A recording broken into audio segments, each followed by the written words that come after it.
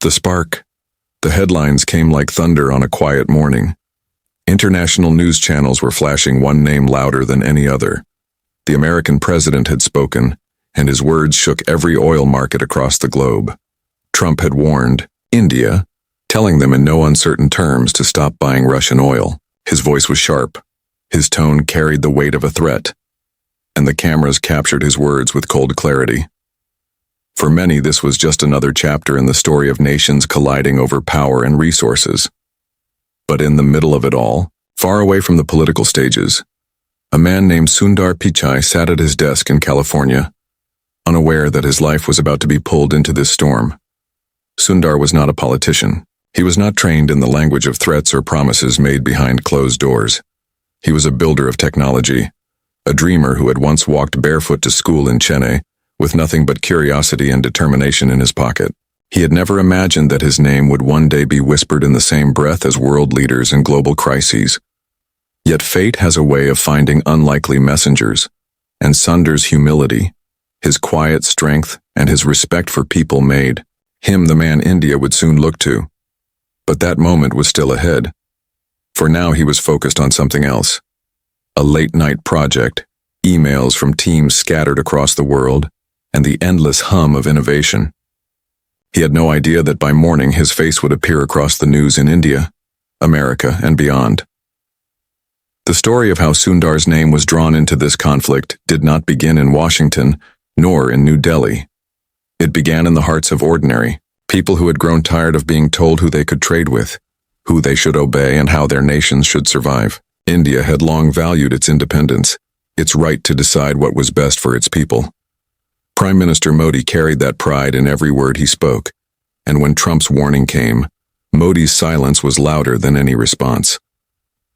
But silence is never empty. It is a pause before the storm. And in that pause, someone whispered a name. Sundar Pichai.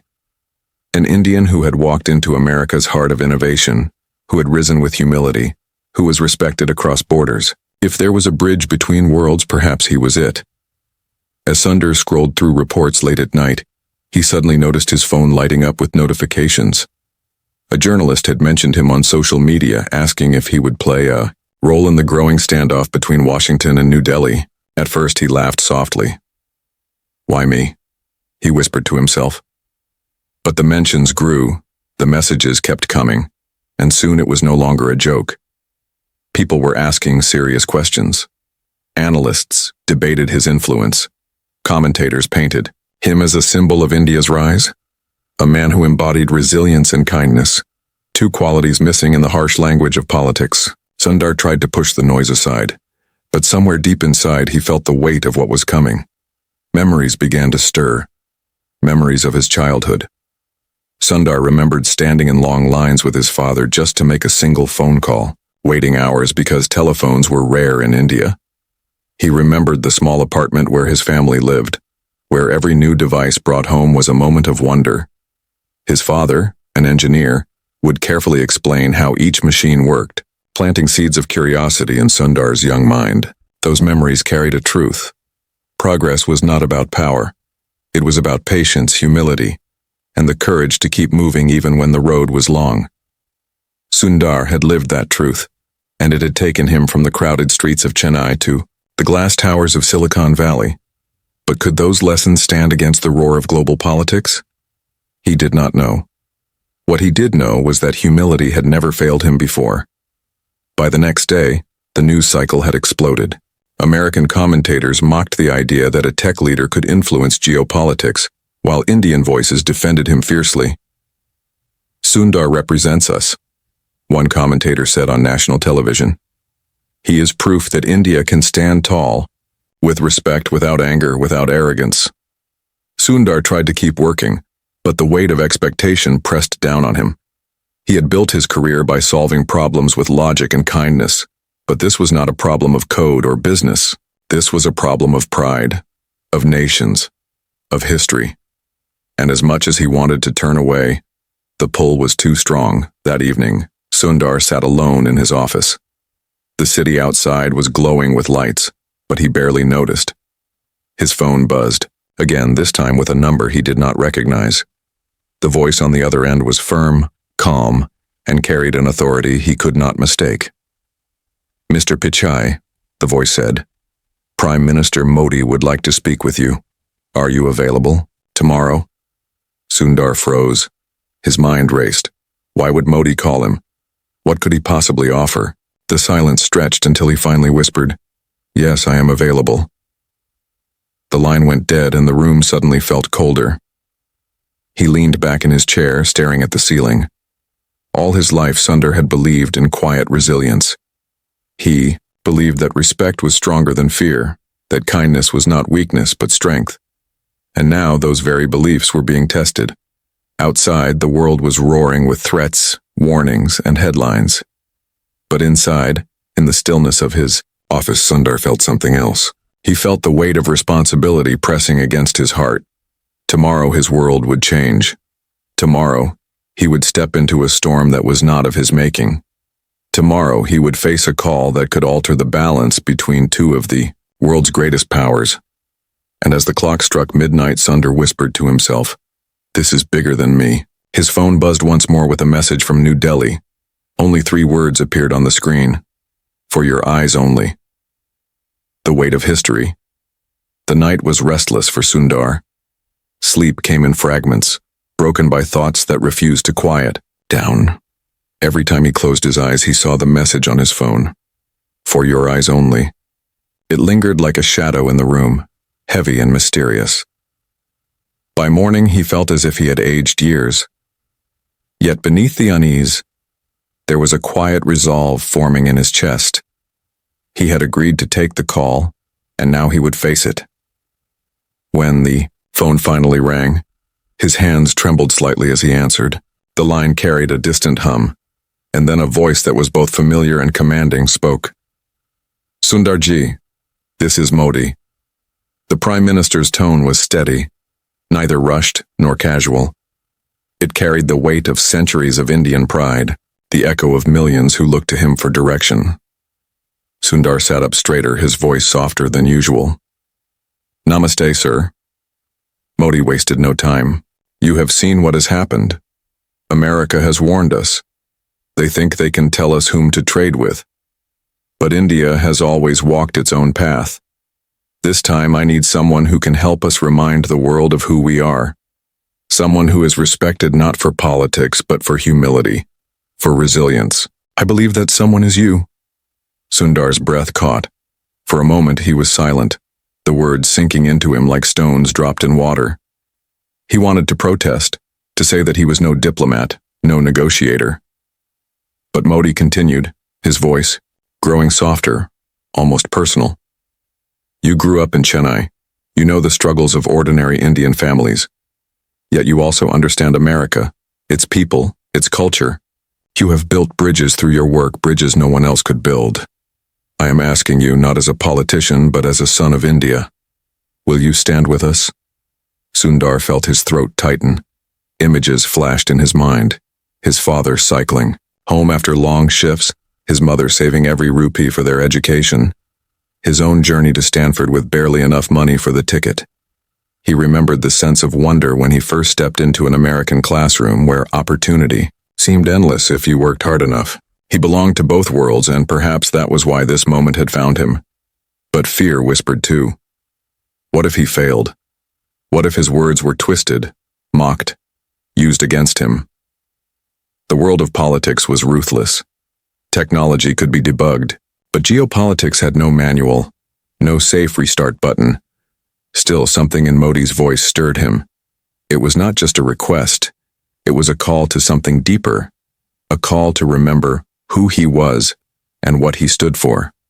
"Sir," he said finally, his voice firm despite the storm inside, "I will do what I can." Modi's reply was simple, but it carried a gravity Sundar would never forget. "Good, then prepare yourself. I will see you in Delhi." The line clicked off, leaving Sundar in silence again. Yet it was no longer the silence of uncertainty. It was the silence before a step into history. The flight to India was long, but Sundar barely noticed. He stared out the window, watching clouds drift past, his mind replaying every word of the conversation. Around him, other passengers slept, or watched movies unaware that a man among them was being pulled into a storm that could alter the course of nations. He thought of his children back home, their innocent questions about why countries fought. He had never been able to answer, fully. Now he wondered if he would soon have to explain it not just to them but to the world. Arriving in Delhi was like stepping into a furnace of expectation. The city buzzed with rumors. Newspapers ran speculative headlines. Modi to meet Sundar Pichai in secret talks?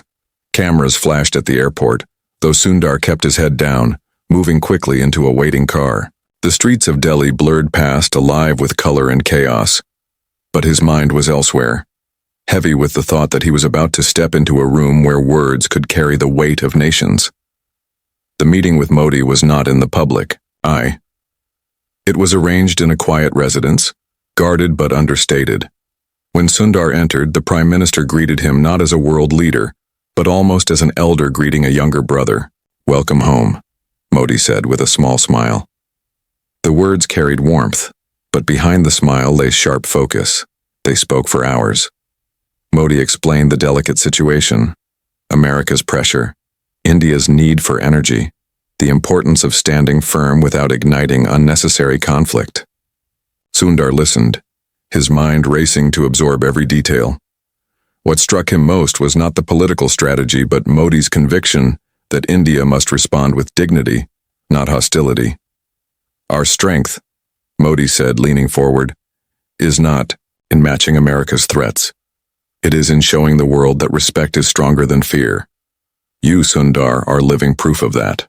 You embody what patience, humility, and resilience can achieve." As the meeting drew to a close, Modi handed him a sealed envelope. Its surface was marked with red ink, and across it were the same words Sundar had seen on his phone. "For your eyes only." Sundar looked at it, his hand steady but his heart pounding. "This," Modi said, "contains what you must know before we take the next step. Read it carefully. No one else can see it. And remember, sometimes the smallest decisions carry the weight of history." Sundar nodded slowly, slipping the envelope into his jacket. He could feel the weight of it pressing against his chest as he walked out of the room. Outside, the Delhi night was alive with noise, horns, voices, the restless hum of a city that never truly slept. Yet in Sundar's ears, all he could hear was the echo of Modi's words, the weight of history. That night in his hotel room, Sundar sat alone, staring at the envelope on the desk before him. He reached out, then pulled his hand back. Fear mingled with curiosity, and curiosity wrestled with duty. He knew that once he opened it, there would be no turning back. It was no longer just about him, no longer just about India or America. It was about something larger, something that stretched across oceans and generations.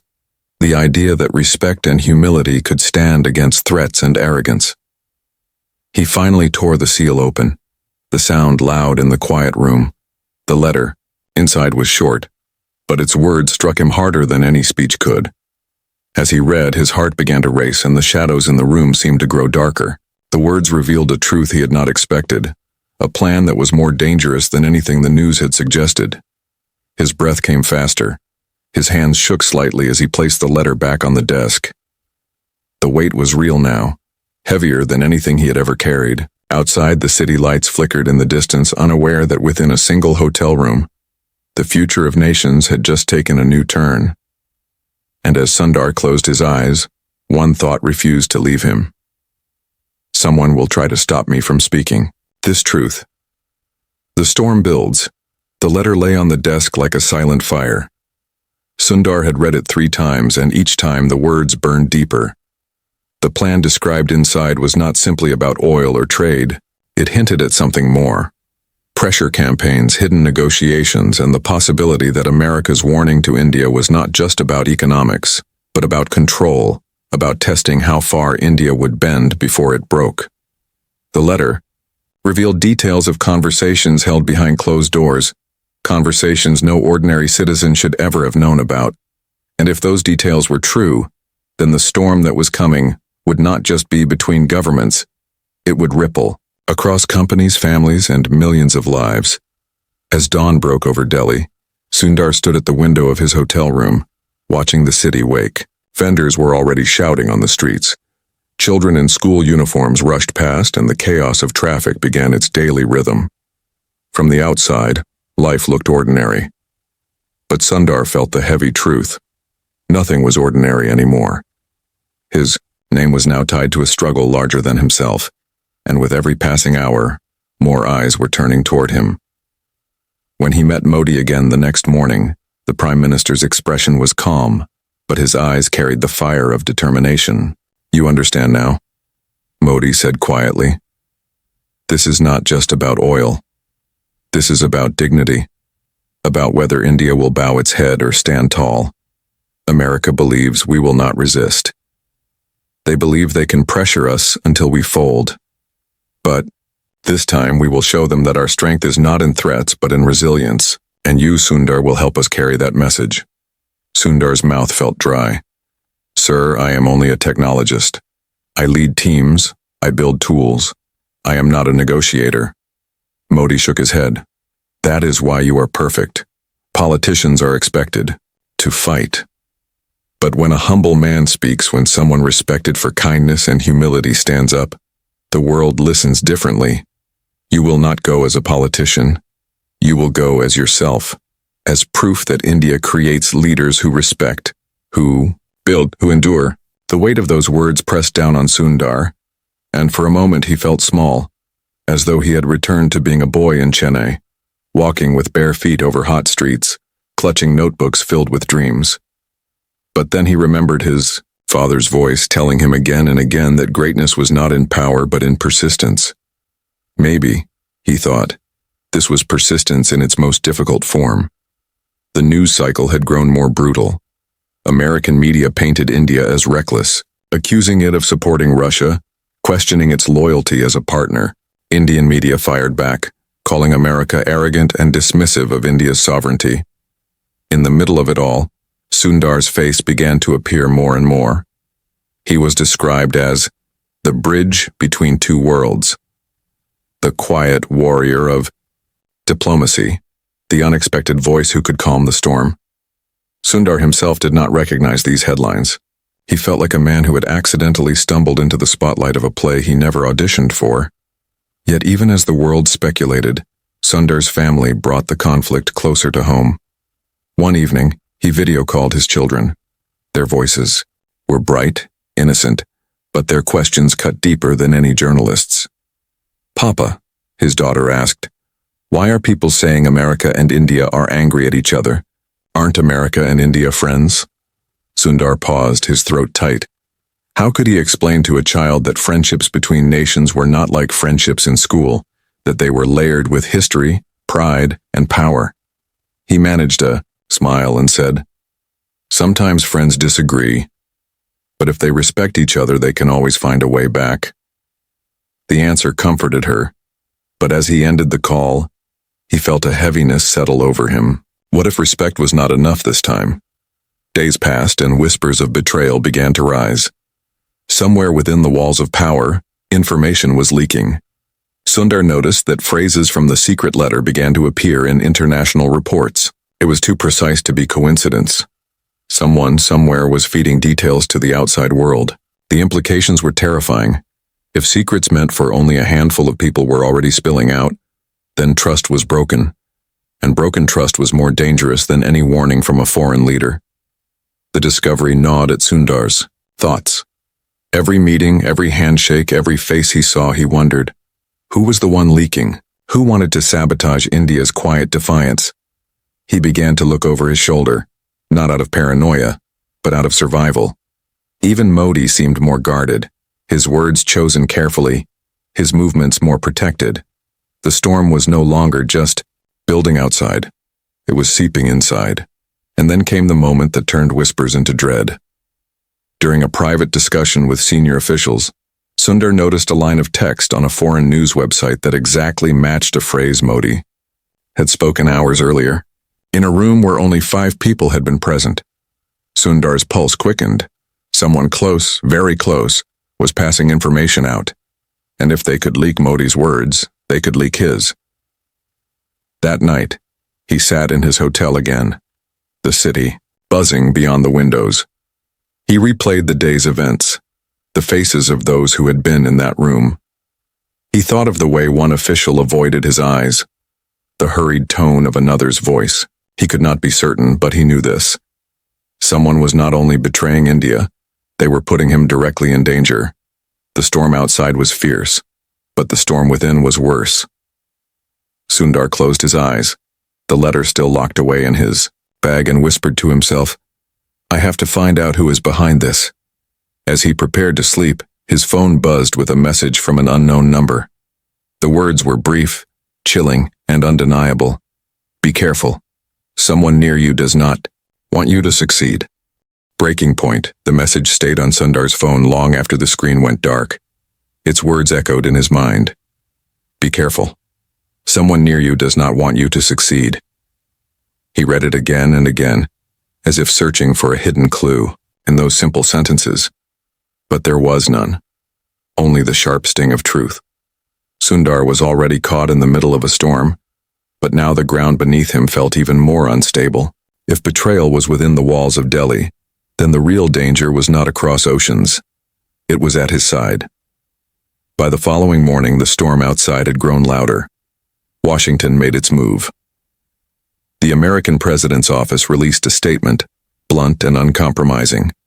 India had 24 hours to stop importing Russian oil, or America would impose severe sanctions.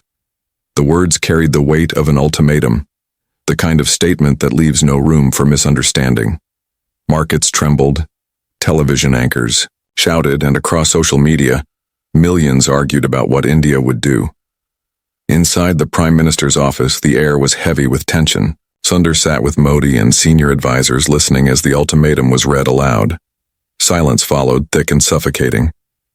Finally, Modi broke it. "They believe we will kneel," he said, his voice steady. "They believe their threats are stronger than our dignity." He turned to Sundar. "But this is not only about oil, it is about respect. It is about showing the world that India cannot be bullied into submission." Sundar nodded, though his chest tightened with unease. "Sir, the consequences could be enormous. Sanctions could affect millions, not just leaders." Modi's gaze softened for a moment. "I know, and that is why the world must see our reply not as defiance, but as strength with humility. This is where you come in, Sundar. You understand, both sides. You can remind them that India's dignity does not come at the cost of disrespect. I need you to help craft the voice that will carry this message." The room buzzed with low murmurs, some doubtful, others supportive. Sundar felt every pair of eyes on him, as though the weight of the nation had shifted onto his shoulders. He thought of the millions of faces outside, living ordinary lives, unaware that decisions in these walls would shape their futures. He thought of his children, asking if friends could stay friends. The responsibility pressed into him like a stone, but beneath the fear there was something else, a quiet resilience that had carried him from small classrooms in Chennai to the heart of Silicon Valley. That night, Sundar could not sleep. He sat at his desk, remembering the hardest moments of his life. He remembered being a young immigrant in America, feeling invisible in classrooms filled with confidence and privilege. He remembered how many times he was underestimated, how often his quiet nature was mistaken for weakness. Yet time and again he had proven them wrong, not with loudness but with persistence. He had risen at Google not by crushing others, but by listening, respecting, and building. Humility had been his shield, resilience his strength. And now, perhaps those very qualities would be tested on the largest stage of all. As he reflected, there was a knock on the door of his hotel suite. A visitor was waiting. When Sundar opened the door, he was startled to see a familiar face from Silicon Valley. An old colleague who had once worked alongside him on projects that had changed the digital world. The colleague's eyes were urgent, his tone low. "I came because you need to know something. There are people in America who don't want this to be solved with peace. They want India to push back because it gives them reason to act stronger. And there are people here in India who want the same, to turn this into a battle of pride, not respect. You have to be careful. Your words may be the only thing that can keep this from exploding." Sundar felt the truth in those words settle, like ice in his stomach. He invited his colleague inside and they spoke late into the night. Intelligence had been gathered, details about pressure groups and hidden hands pulling strings. It became clear that the conflict was not just between leaders but between forces that thrived on chaos. Every decision Sundar and Modi made would be tested, twisted, and perhaps even sabotaged. By dawn, the ultimatum clock was ticking louder. 24 hours had become 12. Modi called Sundar to his side once more, the two of them seated at a long table strewn with papers, drafts, and notes. Modi's eyes searched Sundar's. "The world will watch our reply. If we show arrogance, they will call us reckless. If we show weakness, they will say we bowed. But if we show dignity, humility, and strength, they will have no choice but to listen. Are you ready, Sundar?" The question hung in the air. Sundar's pulse quickened. He thought of everything. His family, his journey, the letter, the warning message, the possibility of betrayal still lurking. And then he thought of the millions of children like he once was. Children with dreams larger than their circumstances, waiting for proof that humility could stand against power. His voice was steady when he finally answered. "Yes, sir. I am ready." Modi placed a hand on his shoulder, the weight of the gesture both grounding and heavy. "Then together we will write the reply." Outside, the world was bracing for India's decision. Inside, in that quiet room, two men bent over papers searching for words that could carry not just defiance but humanity. Yet even as they worked, shadows moved elsewhere. Someone was still leaking, still watching, still waiting to twist their effort into failure. Sundar did not know who, but he could feel the danger closing in. And as the final hours approached, as the draft of the bold reply neared completion, Modi leaned close to him and asked the question that froze Sundar's breath in his chest. "Are you ready?" Modi whispered, "to stand against the most powerful nation on earth?" The reply, the hours ticked by like heavy footsteps in the dark. Every moment carried the sound of a clock winding down toward a confrontation the world could not ignore. The ultimatum was clear. India had to stop buying Russian oil within the day or face severe sanctions from America. Yet within the walls of a guarded residence in Delhi, Sundar and Modi sat side by side, shaping words that would decide not only India's future, but also the way history remembered this moment. The drafts before them were scattered, some too harsh, some too cautious. Sundar read each one carefully, weighing not only the sentences but also the silences between them. Words were fragile things, but in this moment, they carried the weight of armies. He reminded himself again and again that his task was not to fight America, but to remind it of respect. Humility must not sound like weakness, and strength must not turn into arrogance. The balance was delicate, and a single phrase could shift how the entire world reacted. Modi leaned back, his eyes tired but determined. "The world expects fire from us," he said. "They expect defiance, anger, maybe even insults. But what they do not expect is calm strength. That is why you are here, Sundar. Your voice carries respect even when you challenge. You are proof that India can stand tall without shouting." Sundar thought about that as he wrote. He remembered the many rooms he had walked into in Silicon Valley, rooms where people had doubted him, judged him before he spoke. He had learned long ago that the most powerful reply was not to mirror arrogance but to stay steady, to answer with clarity, and to let resilience speak louder than pride. Now he poured that lesson into the draft. "America and India are not enemies," Sundar wrote slowly. "We are nations tied together by history, by family, by dreams that stretch beyond borders. But respect between friends means listening, not threatening. India will always make choices for its people, just as America makes choices for its own. We believe in partnerships, not ultimatums. And we believe that kindness is not weakness, that humility is not surrender, that resilience is the true strength of nations." The room fell silent as he read the words aloud. Modi closed his eyes, listening. When he finally opened them, there was something softer in his expression. "This is what the world must hear," he said. "Not anger, not fear, but dignity. The dignity of India, spoken through the voice of a man who embodies our spirit. But writing was only the beginning. The message had to be delivered. It could not simply be sent by cable or hidden in official statements. It had to be spoken, seen, carried with presence. Modi insisted that the reply be read publicly, with Sundar standing beside him, so that the world understood this was not only a leader's answer, but also the voice of India's people, reflected through one of their sons. When the time came, the room where the press had gathered was tense, filled with the hum of cameras and the restless energy of reporters who sensed history in the air. Sundar stood beside Modi, his hands steady though his heart raced. The lights were bright, the microphones waiting. He could feel the weight of eyes not only in that room but across the world, watching from screens in homes, offices, and government. Als Modi began the speech, his voice deep and commanding. He spoke of India's sovereignty, of its history of resilience, of its right to make decisions for its own people. Then, in a moment that stunned the crowd, he turned to Sundar and said, "And now a son of India who has earned the world's respect will speak." Sundar stepped forward. For a brief moment he hesitated, the silence stretching into eternity. He thought again of his children, of his father waiting in long lines for a single phone call, of his mother's quiet sacrifices. He thought of the message warning him that someone nearby wanted him to fail. And then he spoke.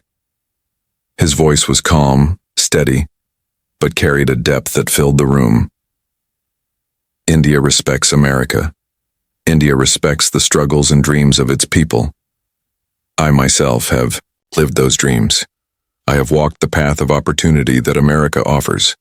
But respect cannot live in the shadow of threats. True respect means understanding that every nation, every family, every person has the right to make choices for themselves. India will not bow, not because we reject friendship, but because friendship is strongest when it is free. The room was silent when he finished. Cameras clicked, pens scribbled, but for a moment no one spoke. Sundar stepped back, the echoes of his words still hanging in the air. Modi placed a hand on his shoulder, and together they left the stage. As they returned to the private chamber, Sundar felt both relief and unease. Relief because he had spoken from his heart without faltering. Unease because he knew that words once released cannot be taken back, and their impact would only be clear once they crossed the ocean. He wondered how Washington would react. Would they hear humility, or would they only see defiance? The answer came quicker than expected. Hours later, as the sun dipped over Delhi, the first reports from America began to arrive. Journalists were replaying the speech, their voices filled with surprise. Some praised Sundar's calm tone, calling it a rare example of dignity and diplomacy. Others criticized it, saying it was too soft to face America's strength. But in Washington itself, the reaction was different. The silence in official channels was heavy, almost unnatural. Sundar sat in his room, the glow of the television reflecting on his face, waiting for America's reply. Every second stretched longer, as though time itself was holding its breath. Then came a breaking news alert. The American president had listened to India's reply. He had risen from his seat, paused for a long moment, and then, with the eyes of the world on him, he had stood up, but what he said next was still unknown. The broadcast cut just before his response, leaving Sundar staring at the blank screen, his heart pounding in his chest. The echo, the silence after Sundar's words was louder than applause. Cameras had captured every second, yet when the broadcast cut away, no one knew what America's president had actually said in reply. All India could do was wait. It was a strange kind of waiting, filled not with rest but with tension that pressed on every chest, from the crowded streets of Delhi to the quiet corridors of power. Sundar sat in his room, the glow of the muted television washing over him, his thoughts heavier than they had ever been. He replayed his own speech in his mind. Had he been too gentle? Had his words carried enough strength? He remembered the look on Modi's face when he spoke, proud, calm, supportive. Yet even that memory could not silence the doubts gnawing at him. This was not a product launch, not a boardroom presentation. This was history, and history was not forgiving. Finally, as midnight approached in Delhi, the American response began to arrive. Screens lit up with live coverage from Washington. The president stood before reporters, his jaw tight, his hands gripping the podium. His voice was slower than usual, as though the weight of the world pressed on each word. "India has spoken," he said, pausing as if to measure the silence. Their reply was unexpected. "We are considering our options." The words were vague, but it was not their vagueness that sent shivers across the globe. It was the tone. It was not the booming threat of before. It was restrained, unsettled, almost cautious. America had expected anger or arrogance, but instead they had been met with humility woven with strength. And humility, when unshaken, is more difficult to strike down than fire. In Delhi, Modi leaned close to Sundar as they watched. "Do you see?" he said quietly. "They are unsettled. They do not know how to fight humility. Your words have done what threats could not." Sundar nodded, though he could not allow himself to feel relief. He knew too well that silence could be as dangerous as noise. Behind the calm tone in Washington, strategies were already being drawn, calculations made. Respect could lead to peace, but it could also lead to subtler battles. Battles of influence, of markets, of shadows. In the days that followed, the world reacted in waves. Some nations praised India for standing tall without anger, calling Sundar's words a rare moment of human dignity in geopolitics. Others whispered that India had risked too much, that America's patience would not last. But among ordinary people, something different stirred. Students in Chennai wrote essays about humility as strength. Workers in small towns across India spoke with pride that someone who had once walked streets like theirs had stood before the world. Even in America, voices rose, not of politicians but of immigrants, families, workers, saying that Sundar's words reminded them of why they had once believed in friendship between nations. For Sundar, it was overwhelming.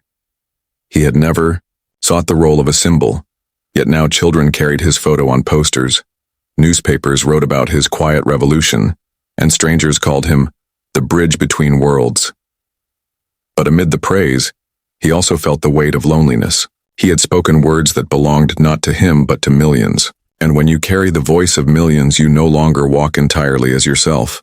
Then came the twist that shook him deeper than any speech or headline. Intelligence reports arrived in Delhi, and Modi shared them with Sundar in a private meeting. The leaks, the betrayals, the strange precision with which foreign outlets had learned of India's internal plans. It was all traced back to a small group, not in Washington, but within India itself. Some officials, driven by ambition and fear, had hoped America's pressure would weaken Modi. They had fed secrets into the storm, believing chaos would open doors for their own rise. Sundar listened, his stomach twisting. Betrayal was always painful, but betrayal from within felt like a wound that could not heal. Yet Modi's face was calm as stone. "This is the price of leadership," he said. "There will always be those who seek to gain from weakness. But we must show them that resilience cannot be broken from the inside." That night, Sundar walked through the streets of Delhi in disguise. A simple cap pulled low, just another man in the crowd. The air smelled of spices and smoke, the voices of vendors and families filling the night. He listened to them, the ordinary, people who had no power over politics but who carried the weight of every decision made in high rooms. He thought of their resilience, their kindness, the way they endured and still found ways to laugh. And he realized that this, more than speeches or ultimatums, was the true strength of India, the strength he had tried to speak of. When his journey finally ended and Sundar returned home to California, the world was quieter but not settled. America had not imposed sanctions, not yet. India had not bowed, not yet. The storm had not ended. It had only shifted. But for Sundar, there was one moment that mattered above all others. He walked into his childhood home in Chennai, where his mother now lived quietly. She greeted him with the same warmth she always had. No cameras, no speeches, no headlines. She placed a hand on his cheek and said only one thing. You stayed humble, and that is why you were strong. Those words filled his heart more than any applause ever could. In that small room, he was not a bridge between nations, not a symbol of resilience. He was simply her son, the boy who once dreamed of telephones and notebooks, who had learned that kindness could carry farther than power. But history rarely closes its pages so easily. As he sat in his California home days later, his phone buzzed with a call from an unknown number. He hesitated, his breath stilling. The world had already shifted once because of a single phone call. He answered, his voice quiet. A pause. Silence, on the other end. Then a voice low and steady spoke 5 words that made his blood run cold. This story is not over.